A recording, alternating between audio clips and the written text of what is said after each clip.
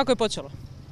A evo, otvorili smo odlično svjetsko prvenstvo, 2 regate prvi dan po stvarno nevjerojatnim uvjetima za svjetsko prvenstvo, dakle stvarno lagan vitar sa svih strana.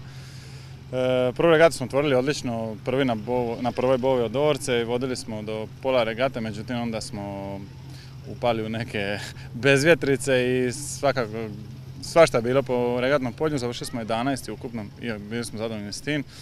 Drugu regata opet malo čudniji uvjeti, dobar start i vodstvo od prve bove do zadnje i prvo mjesto.